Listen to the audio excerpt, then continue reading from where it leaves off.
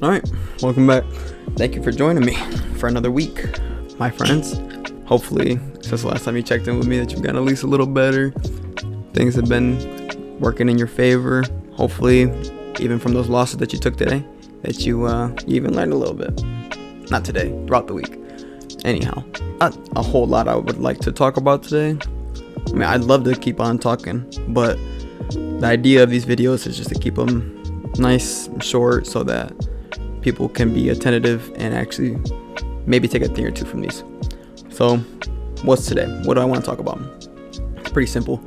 I want to talk about letting go, as in the law of detachment. It's been something I've been practicing for quite a while now, and I've been very fond of this idea of the law of detachment. Now, basically, what is the law of detachment? Essentially, the law of detachment states that if you separate yourself from your emotions, you have a greater chance of achieving your goals in whatever case scenario that may be in, as in letting go of failures, relationships, injuries, even school failures, different things. It's whatever is causing the most stress on you in your life that is out of your control, right?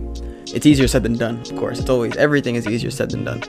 And it's one of those things that always stems back to my first video about consistency, because it's not something that happens overnight. It's something that you have to continuously practice every single day in order for it to work. The hard part isn't actually practicing it. The hard part is that you have to do it every day, right? That's with basically everything. And that's where you find the challenge to push yourself and everything of the sort. So what do I mean by that? So basically, it's the simple idea of you have to detach yourself from potential outcomes and trust that the universe will conspire in your favor to help you accomplish everything that you're looking to accomplish. There's only certain things that you can control in this life. Basically, two things. One is your attitude. You can always control that. I put that on a quote on the whiteboard at my gym the other day.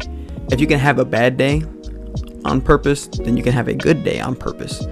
Everything's about perspective and what you make of it. Life is completely a perspective. The person that says that they're right and the person that they say they're wrong are both right. And it's the simple idea of letting go. I'm still listening to this book that I was talking about last week, Let Them by Mel Robbins. I'm only a couple of hours in, but she speaks it so clearly, and I'd recommend the book for anybody looking for a more in-depth talk about that situation or that topic. And it's simply just about letting go of what you can't control. And you cannot control other people. You can't control other people's emotions and how they're going to act out towards you or how they're going to feel about you. The simple fact of, if I let what people thought about me stop me from doing what I want to do, I wouldn't have this video. You wouldn't be listening to me talk right now. And I love the idea of things. I go about life the way I play poker, if that makes sense. That's how I talk to people when people ask me why I do what I do. It's simply because I love the idea of things working in my favor. It's that simple. I love the idea of just being bold and doing things, and either they're gonna work or they're not gonna. I'm gonna win and I'm gonna lose, but you gotta know at the end of the day, it's not necessarily a loss for me, because they're always just lessons. And that's what I love the most about things. And what I love about this idea with the YouTube thing is, with some time behind it, some consistency behind it, who knows what could happen. People are making millions off of this simple platform from uploading videos and paying a couple bucks a month for an editing app. I'm not saying you have to ignore the emotions. You just have to recognize them. You have to let them go so that you can grow, because things hurt. People hurt us. People will hurt you. Situations will hurt you. Outcomes will hurt you.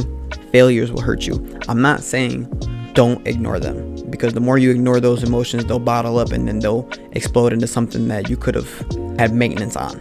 Do not ignore the emotions, but simply just recognize that they're there, that they're happening.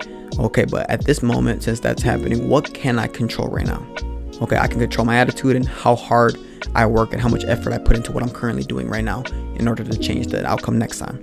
When it comes to relationships, when it comes to healing from an injury, when it comes to, failing a habit, because it's never, if you take one day off of doing something, it's not necessarily you breaking that habit or doing anything of that sort, but the more times you do it, that's going to create the habit of quitting and create the habit of overcoming your emotions when you feel like not doing something. Because James Clear says it in his book, the first day you miss something, you miss a habit, it's a mistake, but the second time was on purpose. And it takes 21 days to build a habit, 21 accumulated days, but it only takes 3 days to break a habit and to form a bad one. So think about that next time you're going about things, or when you're going into those. So basically, what I'm saying is everything happens for a reason as well. You have those setbacks, and the best thing I can say for that is minor setback, major comeback. Every time, as long as you learn from that setback and you learn what can I do in order to make sure this doesn't happen again, or how can I improve myself now that I had to restart. It's that simple. So when the anxiety builds up, when everything is going against you, or when you feel that way, stop, to take some breaths, do something to get back to neutral as fast as possible. Because for one negative thought, it takes like anywhere from like 15 to like 50 positive thoughts in order to get that thought out of your head. So get back to neutral so that you can start to control what you can control. Obviously your attitude and how much effort you put into those things. So everything will happen for a reason. People will hurt you for a reason, either because they're going to show you who they really are, or because the truth hurts, but maybe they just wanted you to feel that way. Maybe they wanted to hurt you. People are evil. People are going to do them regardless at the end of the day. Now, with that being said, I also love what Mel Robbins was talking about in the book when she was talking about going with the flow of life and not letting things distract you as much. So let them and let me, as in yourself. That's what you should be saying. You know, someone's sitting next to you on a plane, coughing obnoxiously, and you've tried to at least let them know, okay, can you please cover your mouth, or do something of the sort to prevent that. But people aren't always going to listen. People are always going to be obnoxious, because what I say is there are many NPCs in this life. There are many NPCs in this life. People who are, willing to just crash out and not care. And that's okay, because you have to recognize everyone's in their own life. We're all doing this life thing for the first time together. Everyone's doing their own thing. So don't take anything to heart, but more so just focus on yourself. Why would I let one person who I'm probably never going to see again ruin the rest of my day and live rent-free in my head for the rest of the day? Just go with the flow of life. When things start to get bad, find a way to get back to neutral and find a way to grow and get better. Detach yourself from your emotions and just work harder.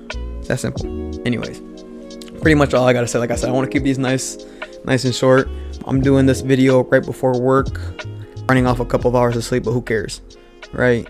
Who cares what's going on? Things have got to get done regardless. So I thank you guys for joining me today. New book club. I am very excited to talk to you guys about this one a little bit, simply because I'm already well over 100 pages in. I just can't stop reading this book. It's called Endure by Cameron Haynes. Actually, I'm going to read you guys my bookmark as well, simply because I love it, and it definitely goes with the law of detachment and the let them theory. Universe, I am open and ready for you to start conspiring in my favor to make my dreams come true.